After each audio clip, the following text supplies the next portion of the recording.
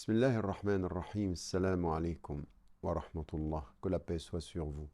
Nous entrons dans les 10 derniers jours du mois du jeûne du Ramadan et ce dont nous allons parler est essentiel à l'accomplissement de notre fraternité, puisqu'il s'agit de réparer tout ce qui est lié à nos liens de fraternité justement et à nos liens d'amitié.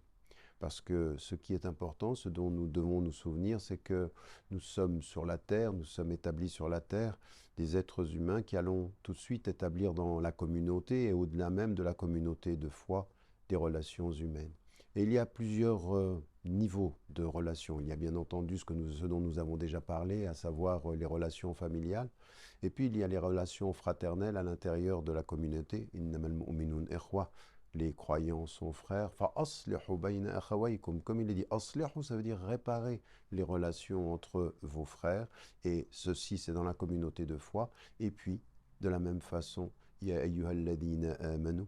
Inna khalaqnakum min dhakarin wa untha. Ya ayyuhannas, pardon. Inna khalaqnakum min dhakarin wa untha. Ô vous les gens, nous vous avons créé d'un homme et d'une femme, voulant mettre en évidence la fraternité essentielle, la fraternité humaine.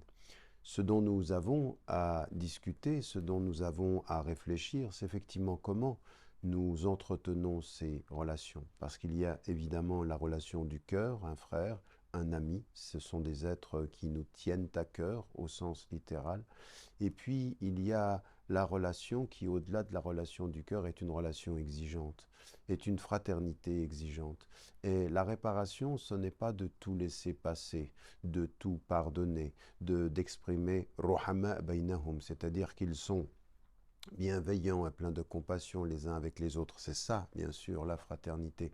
Mais c'est aussi dans le rapport que nous avons avec ceux que nous aimons, un rapport d'exigence. Parce que, étonnamment, on ne s'en rend pas toujours compte, mais dans l'éducation que nous avons vis-à-vis de nous-mêmes ou même vis-à-vis de nos enfants, nous savons que l'exigence, que nous savons que les principes réparent, parce qu'ils donnent à la personne que nous accompagnons des limites que l'on ne dépasse pas, des exigences auxquelles on doit parvenir.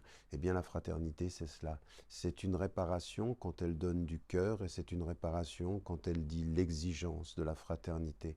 Parce qu'être un frère, être une sœur, être un ami, ça a un prix. Ça a le prix de la fidélité, ça a le prix de la sincérité, ça a le prix du don, ça a le prix de la générosité. Ça a un prix, la fraternité, ça a un prix, l'amitié. Et il faut toujours et en permanence s'engager à réparer quand quelque chose a été cassé avec un frère, quand il y a eu un oubli avec un ami. Eh bien, nous avons, chacun d'entre nous, dans notre quotidien, à essayer de réparer. Encore une fois, toujours avec la plus profonde des spiritualités et la plus grande des exigences. Parce que le meilleur des frères, parce que le meilleur des amis, il est là quand on a besoin de lui et il nous rappelle les limites quand on les aurait oubliées. N'oubliez pas, n'oubliez jamais de dire à ceux que vous aimez que vous les aimez. La vie est fragile.